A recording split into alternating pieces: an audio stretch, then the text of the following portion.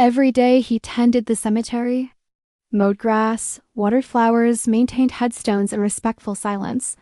When construction workers found old bones, everyone assumed they were from forgotten graves. But when he examined them and said, "This is a murder victim," they saw the FBI forensics badge he kept hidden in his toolbox for 12 years. Welcome to the human stories. Before we dive into this incredible tale of hidden expertise in cold case justice, tell us in the comments what city you're watching from today. And if you believe stories of quiet professionals deserve to be heard, hit that subscribe button and help us honor those who serve in unexpected ways. Hillcrest Memorial Cemetery, stretched across 43 acres of rolling hills just outside the city limits, a peaceful sanctuary where families came to remember loved ones and find solace among towering oak trees and carefully maintained gardens. For 8 years, Marcus Webb had been the man responsible for keeping this sacred space pristine. At 52, Marcus moved with the careful deliberation of someone who understood that his work was about more than just maintenance. It was about dignity, respect, and providing comfort to grieving families. Every morning at sunrise, he would walk the grounds with a reverence that impressed visitors and worried his supervisors, who sometimes wondered if he took the job too seriously. Marcus was a large man, built like someone who'd spent years doing physical labor, with calloused hands and sun-weathered skin that spoke of countless hours outdoors. His graying beard was neatly trimmed, and he always wore clean work clothes, despite the nature of his duties. Most people who encountered him at the cemetery found him polite but reserved, someone who clearly took pride in his work but didn't seem inclined toward casual conversation. What they couldn't see was the weight Marcus carried, not just from the physical demands of maintaining 43 acres, but from the knowledge of what he'd left behind to find peace in this quiet place. His routine was methodical and precise. Each morning began with a systematic inspection of the grounds, checking for any damage from weather or vandalism, noting areas that needed attention, and planning his day with an efficiency that seemed almost scientific. He would tend to the flowers around newer graves first, understanding that fresh grief required the most care, then move on to general maintenance tasks throughout the property. Marcus kept his tools in an old wooden box that had belonged to his grandfather, a carpenter, who taught him that good tools, properly maintained, could last a lifetime. The toolbox went everywhere with Marcus, and over the years it had become as much a part of the cemetery landscape as the headstones themselves. In the fall of 2023, the cemetery board decided to expand Hillcrest Memorial to accommodate growing demand. The project would add 15 acres to the existing property, requiring careful excavation and preparation of ground that hadn't been disturbed in decades. Marcus had mixed feelings about the expansion. He understood the practical necessity space was becoming limited, and families deserved to have options for laying their loved ones to rest. But he also valued the quiet, established nature of the cemetery as it was.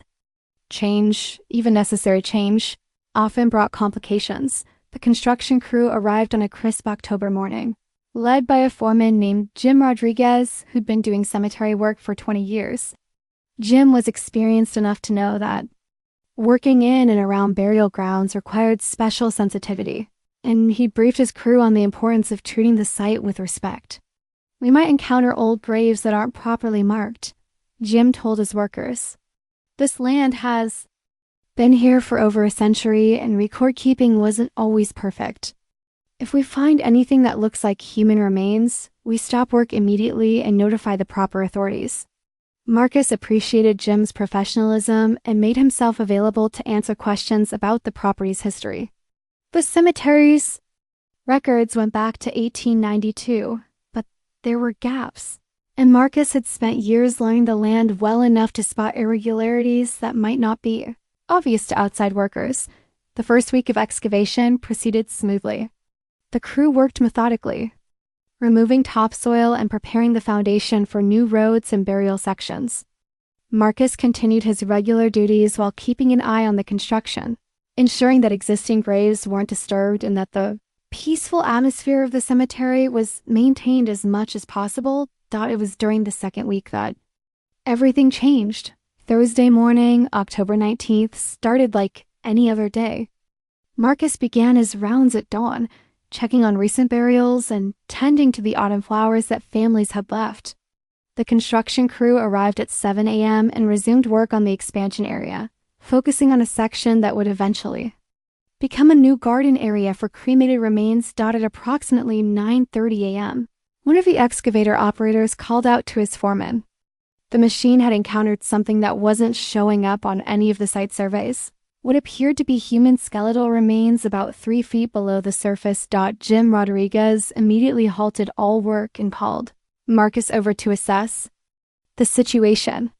This kind of discovery wasn't uncommon in cemetery expansion projects, and the standard protocol was to determine whether they'd encountered an unmarked grave that needed to be respectfully relocated.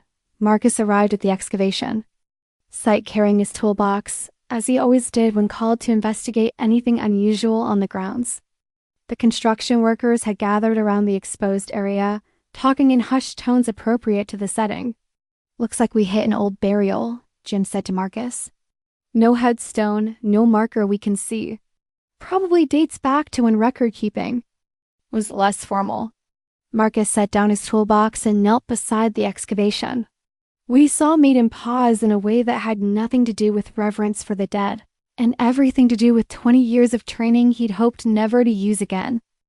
The bones weren't arranged the way they should be for a formal burial. Marcus could see that immediately, though he gave no indication of his concern to the construction workers watching him. Instead, he asked Jim to give him a few minutes to assess the situation properly. Alone with the remains, Marcus allowed his trained eye to process what he was seeing.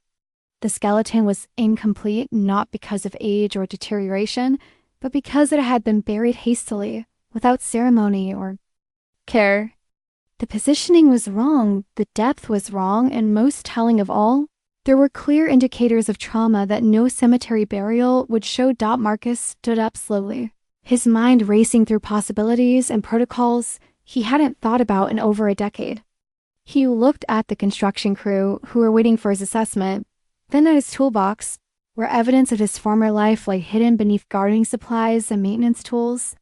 "Jim," Marcus said quietly, "I need you to stop all work in this area immediately, and I need you to call the police." The foreman looked confused. "The police? It's just an old grave, right? We can have it moved respectfully." "No," Marcus interrupted, his voice carrying an authority that surprised everyone present. "This isn't a grave. This is a crime scene." The construction workers exchanged glances, unsure how a cemetery groundskeeper could make such determination. Jim Rodriguez had worked enough cemetery expansions to know the difference between marked and unmarked graves, but he'd never encountered a situation where someone claimed a burial was actually evidence of a crime. "Marcus," Jim said carefully, "I appreciate your concern, but maybe we should just follow standard protocol and—" "I know what I'm looking at," Marcus said firmly. Then he walked to his toolbox and opened it. Marcus had modified his grandfather's toolbox years ago, adding a false bottom that created a hidden compartment. For 8 years, that compartment had remained closed, containing artifacts from a career he'd left behind. But standing over the remains of what he was certain was a murder victim, Marcus knew it was time to reveal who he really was. He opened the hidden compartment and removed a leather credential case that looked official and well-used. Then he stood up and handed it to Jim Rodriguez. Jim opened the case and stared at the identification. Inside, Federal Bureau of Investigation, Dr. Marcus Webb, Ph.D., Forensic Anthropologist, Behavioral Analysis Unit. The construction workers crowded around to see what had shocked their foreman into silence. The FBI badge was real, unmistakably official, and bore a photo of the same man who'd been quietly maintaining their cemetery for 8 years. 20 years, Marcus said simply. "I specialized in identifying victims and analyzing skeletal trauma.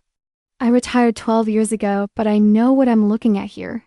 This person was murdered, and whoever did it buried them in what they thought was an abandoned area of cemetery land." Jim Rodriguez looked from the FBI credentials to the exposed bones, then back at Marcus. "You're sure about this?" Marcus nodded. "The positioning is all wrong for a burial. The depth indicates concealment, not interment. And I can see trauma, indicators that suggest blunt force impact to the skull. He paused, looking at the remains with professional detachment. This person was killed, and their body was hidden here probably decades ago. The local police arrived within 30 minutes, followed by the county medical examiner and a team of crime scene technicians. Marcus found himself in the strange position of being both a witness and an expert consultant, explaining his credentials to investigators who couldn't quite believe that their murder scene had been discovered by a former FBI forensic anthropologist. Working as a groundskeeper, Detective Sarah Chen, a 15-year veteran of the county sheriff's department, took charge of the scene. She'd worked with federal agents before and knew enough about forensic anthropology to appreciate the significance of Marcus's expertise. "Dr. Webb," she said, using his formal title despite his work clothes and cemetery setting, "can you give me your professional assessment of what we're looking at here?" Marcus knelt beside the remains again, this time with the proper crime scene protocol he'd followed hundreds of times during his FBI career. His analysis was methodical and precise. Female, approximately 20 to 25 years old at time. Of death, the skeletal development and dental work suggests she died within the last 25 to 30 years. Cause of death appears to be blunt force trauma to the temporal region of the skull. You can see the fracture pattern here. He pointed to specific areas of the skull. The burial is shallow and haphazard, consistent with concealment rather than formal interment. Detective Chen took notes as Marcus spoke, impressed by the clinical precision of his observations. Any indication of who she might be? Marcus examined the remains more carefully, noting details that only someone with extensive forensic training would recognize. Based on the bone structure and the quality of the dental work, I'd estimate she was middle class, probably college educated. The dental work shows evidence of orthodontics, which narrows the time frame and socioeconomic profile. He stood up and brushed dirt from his hands. "Detective, this woman has been missing for decades. Someone's family has been wondering what happened to her all this time." As the crime scene investigation continued throughout the day, Marcus found himself answering questions about his background and how he'd come to be working as a cemetery groundskeeper after a distinguished FBI career. The truth was complicated and painful. Marcus had loved his work as a forensic anthropologist. There was something deeply satisfying about giving voices to victims who could no longer speak for themselves, about bringing closure to families who deserved answers.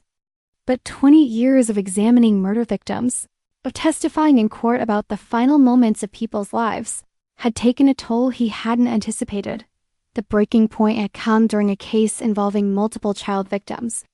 Marcus had spent months analyzing the remains, determining causes of death, building the forensic evidence that would eventually convict their killer. The work was necessary, important, and deeply traumatic. After the trial ended, Marcus realized he couldn't continue. He'd taken early retirement with full benefits, thinking he might teach or consult occasionally. Instead, he'd found himself drawn to the cemetery, to a job that dealt with death in a peaceful, respectful way. For 8 years, he'd found solace in maintaining a place where death was honored rather than investigated, where families came to remember rather than to seek justice. Now, standing over another set of remains, Marcus felt the familiar pull of unfinished business and the need to speak for someone who couldn't speak for herself. Detective Chen ran the skeletal profile through missing persons databases, looking for women who fit the age, time frame, and demographic profile Marcus had provided. The search yielded several possibilities, but one case stood out: Jennifer Walsh, a 23-year-old graduate student who had disappeared in 1995 while walking home from her job at the university library. Jennifer's case had been investigated thoroughly at the time, but without a body or concrete evidence of foul play. It had eventually gone cold. Her family had never stopped hoping for answers, maintaining a reward fund and updating her missing person poster every year on the anniversary of her disappearance. When Detective Chin called Jennifer's sister, now in her 50s and living 2 states away, the response was immediate. She would drive overnight to provide DNA samples for comparison with the remains, Marcus volunteered to assist with the forensic analysis, offering expertise that the county medical examiner's office didn't have in-house. Working with the official investigators, he was able to provide a more detailed analysis of the trauma patterns and a more precise estimate of time since death. The dental records were a perfect match. After 28 years, Jennifer Walsh had been found. With the victim identified, Detective Chun reopened the original missing person investigation, looking for new leads and connections that might have been missed nearly 3 decades earlier. Marcus's analysis of the burial site provided crucial information about the killer's behavior and possible connection to the area. The burial location wasn't random, Marcus explained to the investigation team.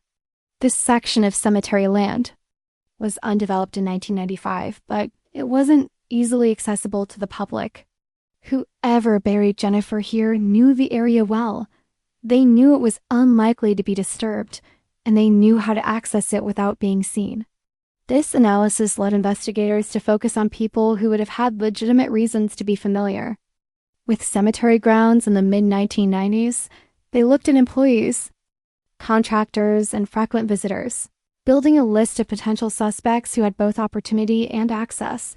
One name that emerged was Robert Mason, a former groundskeeper who had worked at Hillcrest Memorial from 1992 to 1996. Mason had left his job abruptly just months after Jennifer's disappearance, citing family reasons for moving out of state. When investigators located Mason, now in his 60s and living in Arizona, they found a man with a history of violent behavior toward women and no solid alibi for the night Jennifer disappeared. The arrest of Robert Mason for Jennifer Walsh's murder made national news, not just because of the decades-long gap between crime and solution, but because of the unusual circumstances of the discovery. The story of an FBI forensic anthropologist working as a cemetery groundskeeper who solved a cold case captured public imagination and highlighted the reality that extraordinary people often worked ordinary jobs. Marcus found himself thrust into a spotlight he'd never wanted. News crews gathered at the cemetery, reporters called constantly, and social media buzzed with speculation about his background and motivations. The attention was everything he'd sought to avoid by taking a quiet job maintaining graves. But there was also satisfaction in knowing that Jennifer Walsh's family finally had answers. Her sister traveled to the cemetery to thank Marcus personally, bringing flowers to place at the site where Jennifer had been found. 28 years, she said to Marcus as they stood together in the expansion area.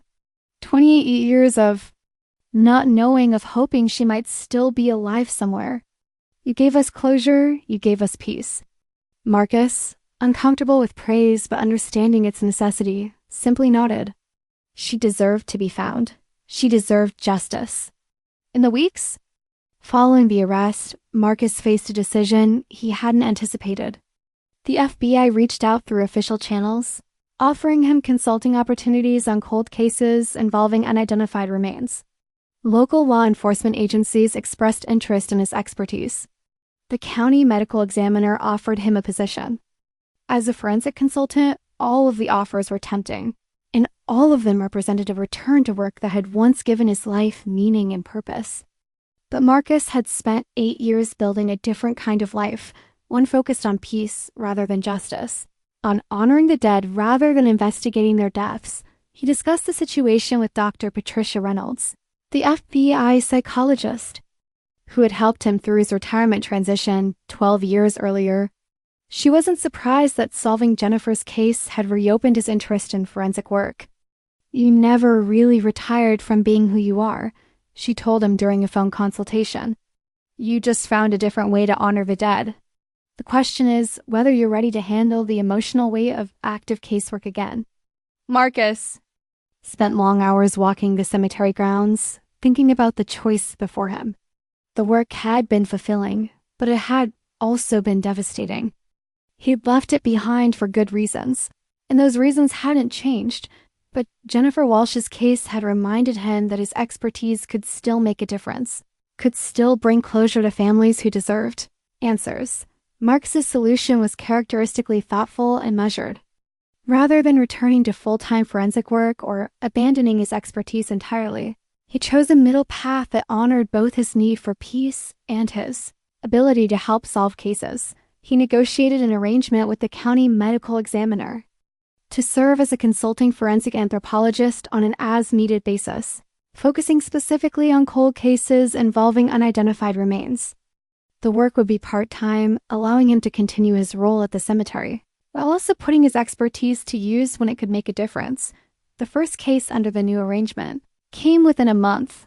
Construction workers renovating an old building had found skeletal remains that appeared to be several decades old. Marcus was able to determine that the remains belonged to a young man who had disappeared in the 1980s, setting in motion another investigation that would eventually bring closure to another family. Word of Marcus's unique situation spread through law enforcement and forensic science communities. He began receiving requests from agencies across the region, all dealing with cold cases involving unidentified remains. His reputation grew not just for his expertise, but for his careful, respectful approach to working with victims and their families. 2 years after discovering Jennifer Walsh's remains, Marcus had found a balance between his two callings. He continued to maintain Hillcrest Memorial with the same care and dedication he'd always shown, but now his work extended beyond the cemetery. Gates, when justice required his expertise, the cemetery board, initially concerned about the publicity surrounding Marcus's FBI background, eventually embraced his unique qualifications. Families began requesting that Marcus personally oversee burial preparations for their loved ones, finding comfort in knowing that someone with his background and respect for the dead was involved in the process. Marcus's toolbox still made its rounds of the cemetery grounds, but now it occasionally traveled to crime scenes and medical examiners' offices. The hidden compartment that had once concealed his FBI credentials now held both his cemetery master key and his forensic anthropologist certification, symbols of a life that had found a way to honor both peace and justice. The Jennifer Walsh case had been solved, with Robert Mason ultimately pleading guilty to second-degree murder and receiving a sentence of 25 years to life. But for Marcus, the most important outcome wasn't the conviction. It was the knowledge that Jennifer's family finally had answers, and that her remains could be properly laid to rest. Marcus's story became something of a legend in both law enforcement and cemetery management circles. He represented a new model for post-retirement service, showing how expertise gained in one career could be applied in unexpected ways to serve communities and solve problems. Young forensic anthropologists began visiting Hillcrest Memorial to meet Marcus and learn about his approach to balancing the demands of forensic work with the need for emotional stability. He became an unofficial mentor to professionals struggling with the psychological challenges of working with violent crime victims. The cemetery itself benefited from Marcus's expanded role.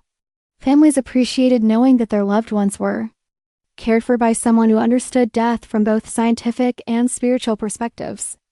The grounds became known for their exceptional maintenance and the respectful, knowledgeable care provided by their unusual groundskeeper. Marcus never advertised his FBI background or sought recognition for his cold case work.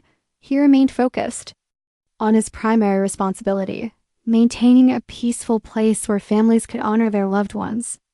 But when duty called, when unidentified remains needed expert analysis, when families needed closure, Dr. Marcus Webb was ready to serve. 5 years after finding Jennifer Walsh's remains, Marcus Webb continues his dual role as cemetery groundskeeper and forensic anthropologist consultant. He has helped solve 12 cold cases, bringing closure to families who had waited decades for answers about missing loved ones. The hidden compartment in his toolbox now contains letters from grateful families, thank you notes from law enforcement agencies, and photographs of victims whose names he helped restore. But it also contains his grandfather's original carpentry tools, reminders that honest work and service of others takes many forms. Marcus still walks the grounds of Hillcrest Memorial every morning at sunrise, tending to flowers, maintaining headstones, and ensuring that the cemetery remains a place of peace and dignity.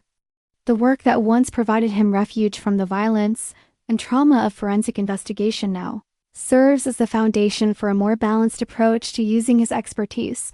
On quiet afternoons, when the cemetery is empty except for the occasional visitor placing flowers on a grave, Marcus sometimes reflects on the strange path that led him from FBI headquarters to cemetery grounds to consulting on murder cases.